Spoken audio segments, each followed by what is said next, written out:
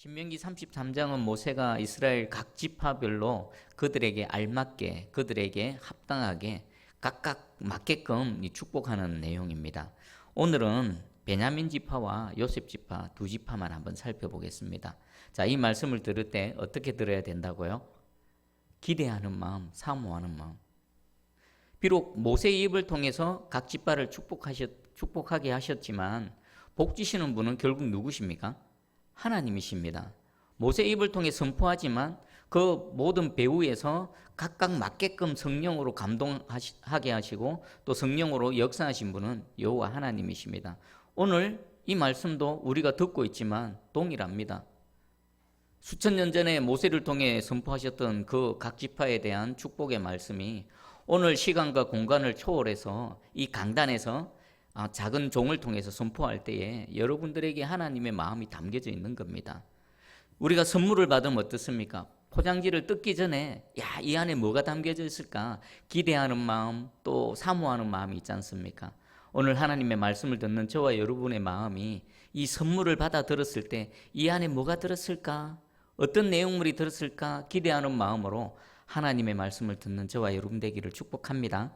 그리고 사모하면서 포장지를 하나하나 한 커플 한 커플 이제 벗겨 나갈 때 그 안에 있는 내용물들이 하나하나 발견될 때 그것을 아멘 아멘 하면서 내 것으로 받아들일 때 오늘 이 선포된 축복의 말씀이 바로 저와 여러분의 또 선물이 되어질 줄 믿습니다.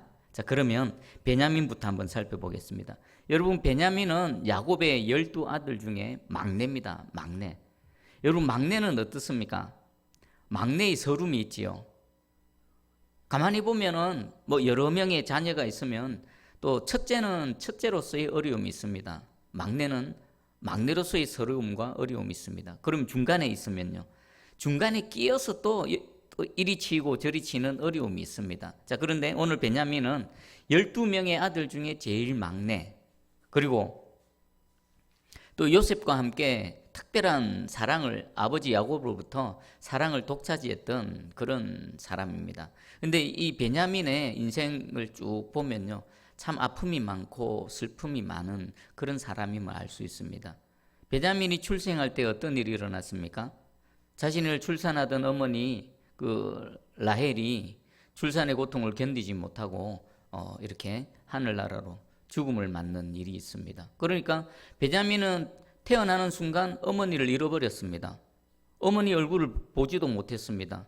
어머니의 따뜻한 품, 어머니의 따뜻한 사랑을 한 번도 경험해 보지 못한 사람입니다.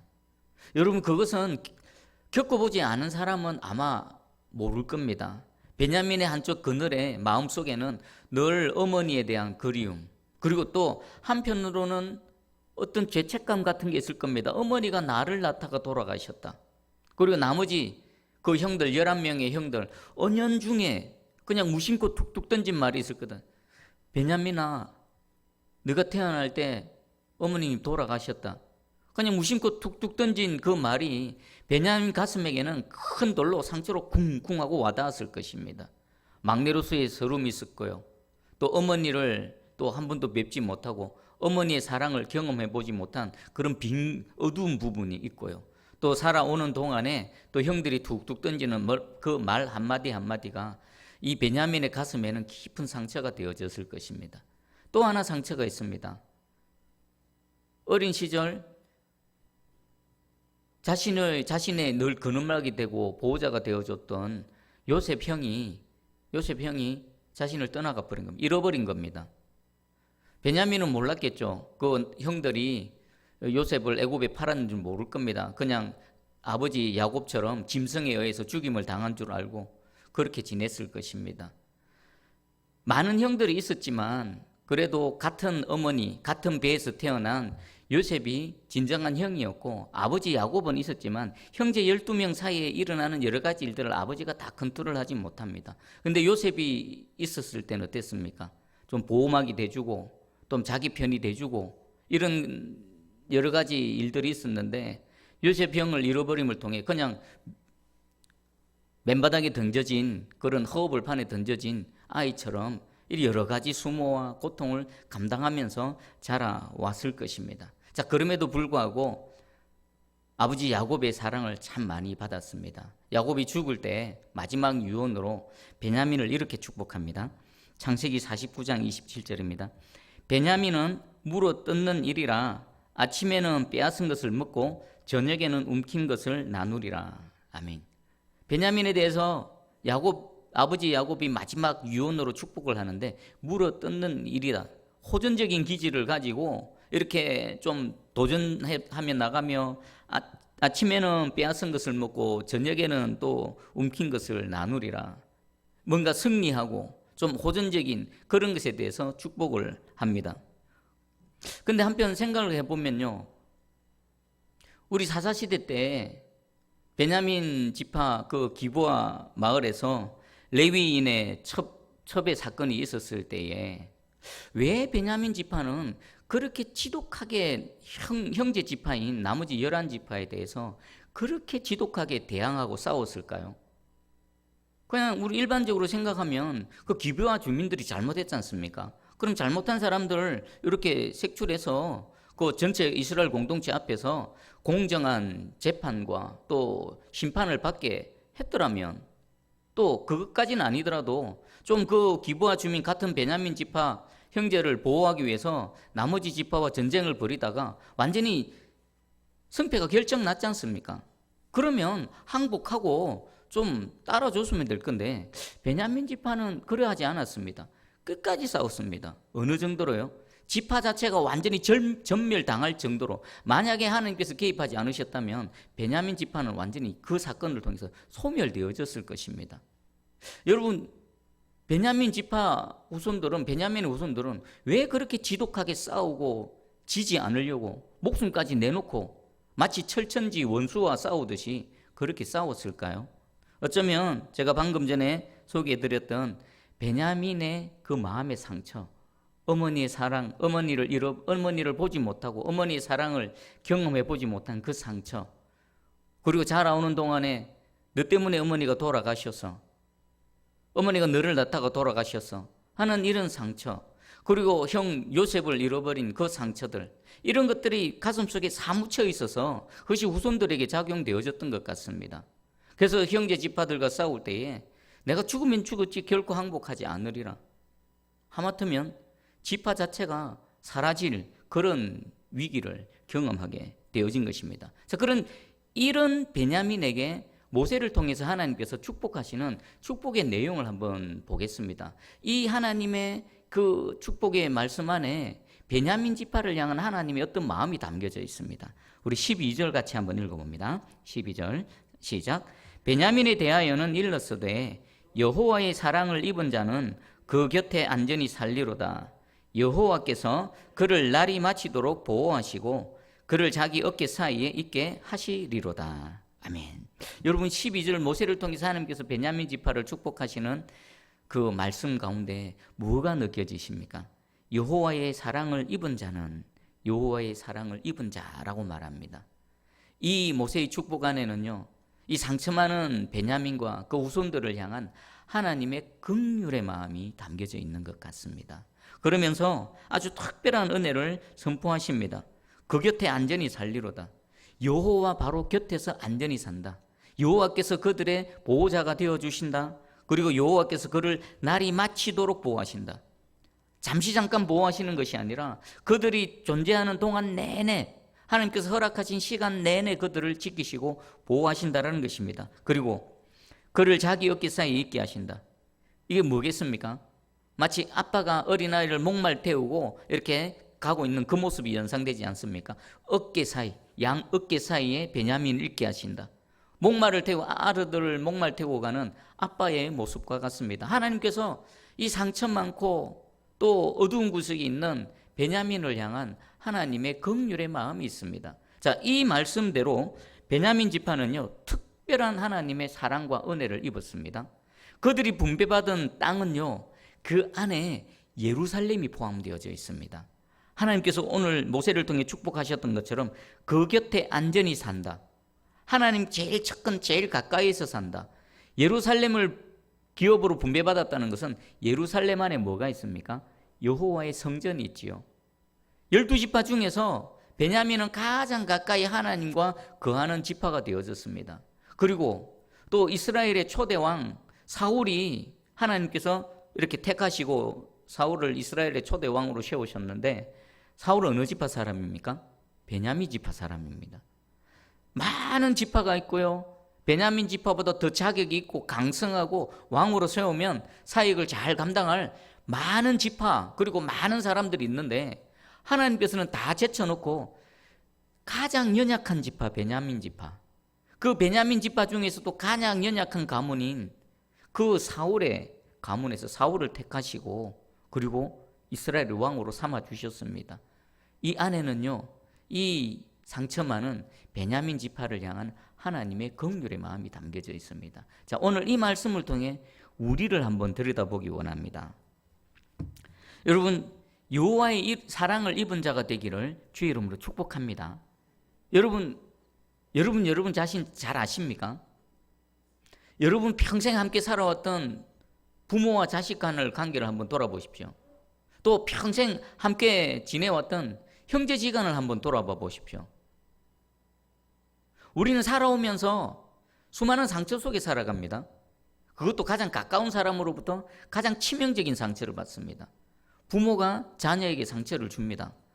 여러분 인식하지 못해도요, 여러분 때문에 여러분 자녀 상처 많이 받았습니다.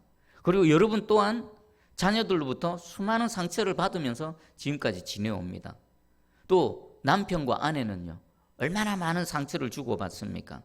그리고 가정에서만 상처를 주고받습니까? 또 사회생활을 하면서 학교에서 직장에서 만나는 많은 사람들, 특별히 또 신앙생활하는 교회 공동체 안에서 같은 성도들끼리 같은 교인들끼리 또 얼마나 많은 상처를 주고받습니까? 이것은 잘잘못을 따지자라는 그런 의미가 아닙니다. 우리가 그렇다라는 겁니다. 제가 그렇다는 겁니다. 여러분이 그렇다라는 겁니다. 그럼 이 상처 속에서 이 상처를 그냥 내버려 두면 어떻게 될까요? 건드리면 툭 하고 튀어나온 썬뿌리가 되어집니다.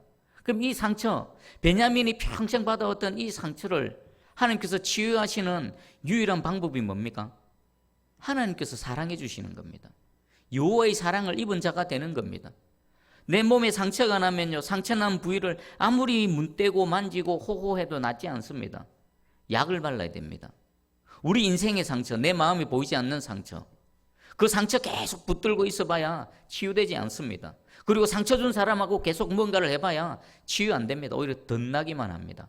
그럼 이 상처가 치유되어지기 위해서는 유일한 방법은 뭡니까? 하나님의 사랑을 입어야 됩니다. 하나님의 사랑이 우리 상처 입은 심령에 그 양약이 되어지고요, 치료책이 되어지고요, 실질적으로 완전한 그 회복이 되어질 줄 믿습니다. 여러분, 하나님의 은혜를 입어야 내가 누군가를 용서할 수 있고요, 그 상처가 치유되어질 수 있습니다. 나에게 상처 줬던 부모, 나에게 상처 줬던 그 자녀, 나에게 상처 줬던 모진말을 했던 형제, 자매, 교회 안에서 성도들, 무심코 툭 던졌지만 그 말이 나에게는 큰 방망이가 되어져서 돌멩이가 되어져서 심령에 엄청난 상처를 줬던 그 모든 것들, 사람으로서는 사람끼리는 해결 안 됩니다. 오늘 하나님께서 이 상처 많은 베냐민에게 여호와의 사랑을 입은 자라고 말씀하신 것처럼 우리 이 모든 상처로부터 치유되어지고 자유케 되려면요, 하나님의 은혜와 사랑의 약이 발라져야 됩니다. 다른 해결책은 없습니다.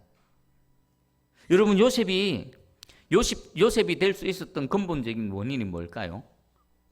형들에 의해서 억울하게 애굽으로 종으로 팔려갔습니다. 그리고 또 억울하게 누명 써가지고 또 감옥에서 평생 썩을 뻔했습니다. 하나님께서 개입하지 않으셨다면 요셉의 인생은 그냥 감옥에서 끝날 뻔했습니다. 그러나 하나님께서 개입하셔서 그를 애굽의 총리로, 아주 가장 권력자로, 뛰어난 사람으로 세워주셨습니다. 그때 요셉은 형들에 대해서 복수하지 않았습니다. 뿐만 아니라 자신을 억울하게 감옥 생활하게 했던, 누명을 씌웠던 그 보디발의 아내에 대해서 언급도 안 합니다. 요셉은 이미 치유가 되어진 겁니다.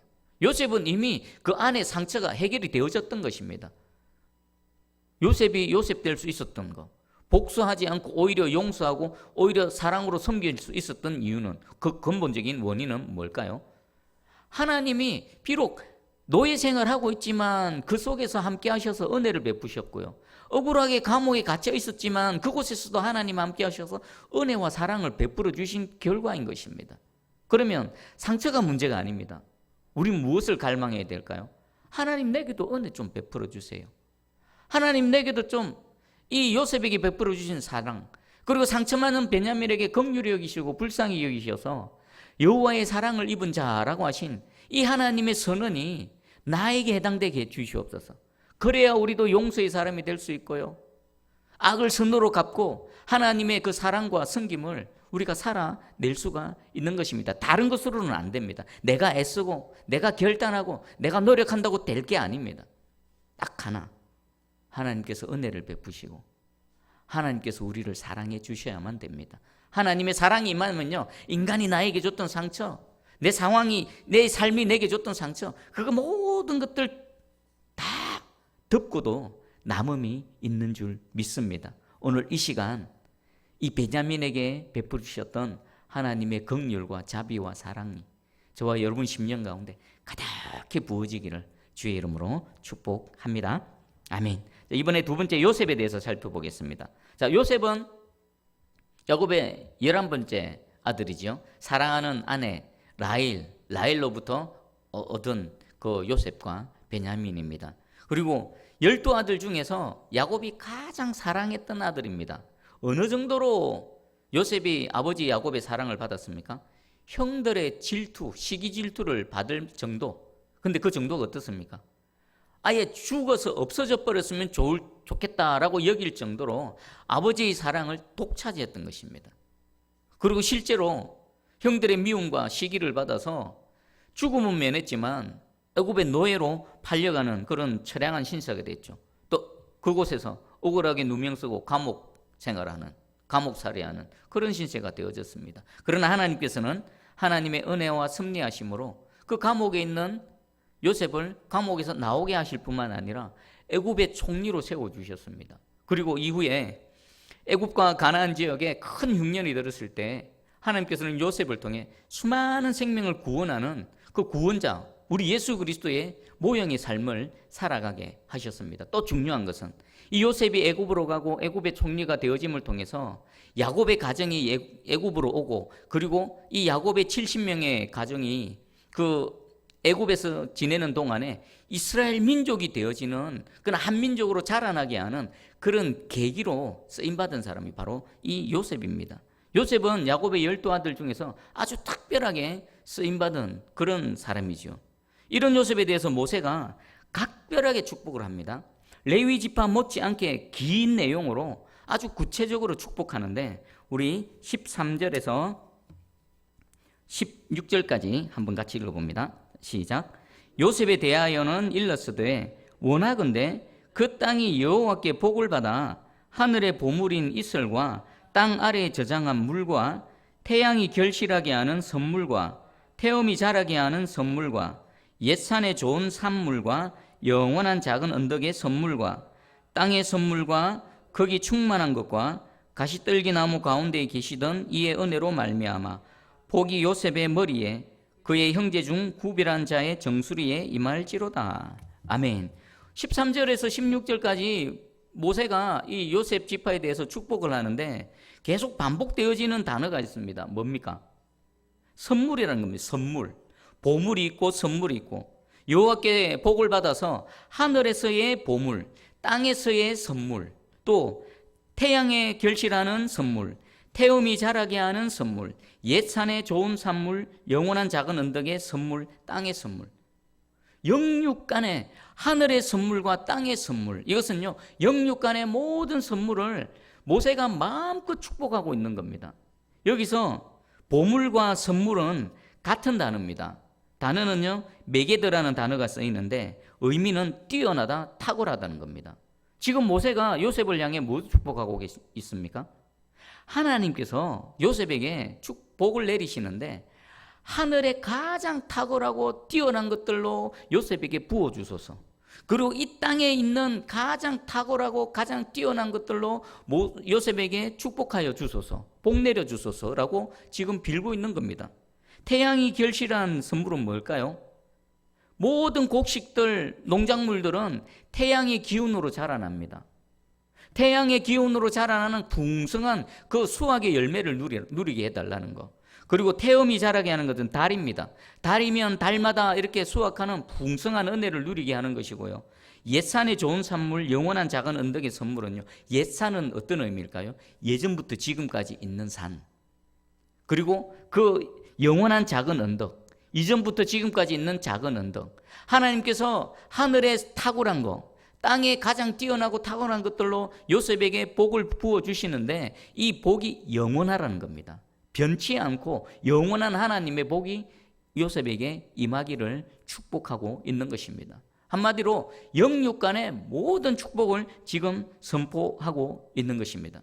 여러분도 이 은혜를 받으시기를 축복합니다. 태양의 모든 아름다운 선물, 그리고 달이 우리에게 줄 수 있는 모든 아름다운 선물, 하늘의 아름다운 보물, 땅의 모든 선물들을 넉넉하게 받아 누리는 저와 여러분 되기를 주의 이름으로 축복합니다. 그리고 두 번째, 모세가 축복할 수 있는 가장 최고의 축복을 요셉에게 합니다. 우리 16절 중반전에 보면요, 가시떨기 나무 가운데에 계시던 이의 은혜로 말미암아. 이게 무슨 의미겠습니까? 그냥 하나님이라고 말할 수도 있습니다. 우리 하나님, 우리 조상의 하나님, 야곱의 하나님, 아브라함의 하나님이라고 표현할 수도 있습니다. 그런데 모세는 그렇게 표현하지 않고요, 가시떨기 나무 가운데 계시던 이의 은혜라고 말하고 있습니다. 무슨 의미겠습니까? 모세 개인이 하나님을 만났던 바로 그 순간을 말하고 있는 것입니다. 모세는 40년 동안 애굽에서의 왕자로 살았습니다. 그리고 또 이후에 40년은요, 미디안 광야에서 장인의 양이나 치는 아무 소망 없고 별볼이 넘는 그런 삶을 살았습니다. 그런데 모세의 인생에서 가장 결정적인 순간, 가장 획기적인 순간이 바로 언제였습니까? 호렙산 떨기나무에서 불꽃 가운데 하나님께서 자신을 찾아오시고 자신을 부르신 바로 그 순간인 것입니다. 모세는 이 호렙산에서 하나님을 만나기 전까지 자기 인생에 대해서 어떻게 생각했을까요? 80이 다 됐습니다. 80이었습니다. 80이면 인생 그냥 이제 마감할 때 아닙니까? 아, 내 인생 이래 끝나는구나. 내 인생은 한때는 내가 젊었을 때는 애굽의 왕자로서 화려하고 대단했고 뭔가 큰 뜻을 이루고 큰 꿈을 꾸고 살아왔지만 내 인생 이제 이 미디안 광야 한쪽 구석에서 이름도 없이 빛도 없이 이렇게 지겠구나라고 여기는 바로 그 순간에 이 가시떨기 나무에서 여호와 하나님께서 자신을 부르셨습니다. 그리고 이스라엘의 가장 위대한 지도자로, 출애굽의 리더로서 하나님께 쓰임받은 것입니다. 지금 모세는 요셉을 향해 어떻게 축복하고 있는 것입니까? 인생의 대역전, 인생의 대전환점, 인생의 터닝 포인트가 되는 하나님, 자신을 찾아오신 하나님의 은혜가 요셉에게도 함께하기를 축복하고 있는 것입니다. 이미 요셉은 이 모세가 누렸던 은혜를 경험했습니다. 그 감옥에서 하나님 찾아오셔서 끝난 줄 알았겠죠. 아, 나 억울하게 누명 쓰고 이 감옥에서 끝났구나 하는 그 순간에 하나님께서 찾아오셔서 그 요셉을 애굽의 총리로 삼으시고 위대한 하나님의 사람으로 쓰임받지 않습니까? 동일한 은혜를 경험한 모세가 동일한 요셉에게 지금 이 은혜를 선포하고 있는 겁니다. 자, 이 모세가 요셉을 축복했던 가시떨기나무 가운데 계신 이의 은혜로 말미암아, 이 축복이 저에게, 여러분에게 동일하게 임하기를 축복합니다. 여러분 어떻습니까? 최순교회는 어떻습니까? 최순교회 사역자인 저는 또 어떻습니까? 미디안 광야에서 40년을 그냥 그렇게 지내고 있는 모세의 모습과 비슷하지 않습니까?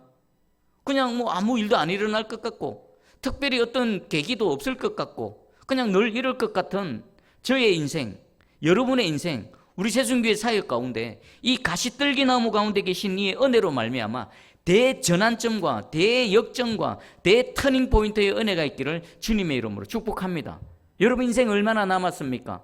하나님이 은혜를 베푸시면요, 모세의 마지막 말년에 하나님께 크게 쓰임받았던 것처럼 저와 여러분 우리 세순교회도 하나님께 크게 쓰임받을 줄 믿습니다.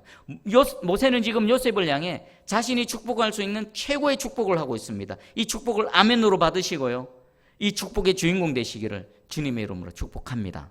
아멘. 그리고 세 번째는 특별하게 요셉 지파에게는요, 후손들에게도 축복을 합니다. 17절을 읽어봅니다. 17절 시작. 그는 첫 수송아지 같이 위엄이 있으니 그 뿔이 들소의 뿔 같도다. 이것으로 민족들을 받아 땅끝까지 이르리니 곧 에브라임의 자손은 만만이요 므낫세의 자손은 천천이로다. 아멘. 첫 수송아지는요, 장자권을 얘기하는 겁니다. 수송아지의 첫 것. 아브라함의 그 장자권이 이삭에게로 갔습니다. 이삭의 그 장자권이 야곱에게로 갔죠. 야곱의 장자권은 누구에게로 갔을까요? 단연 요셉에게로 갔습니다.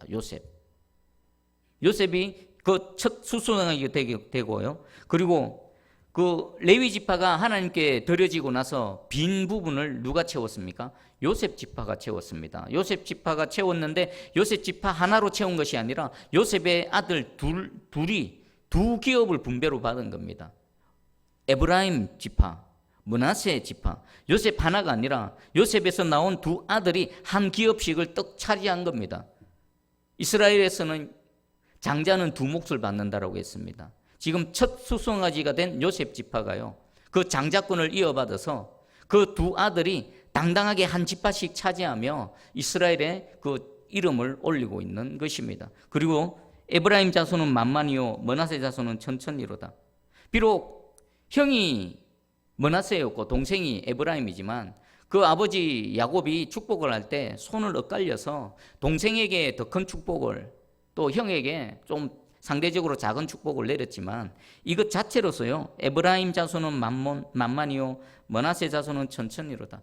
엄청난 복을 지금 받은 것입니다.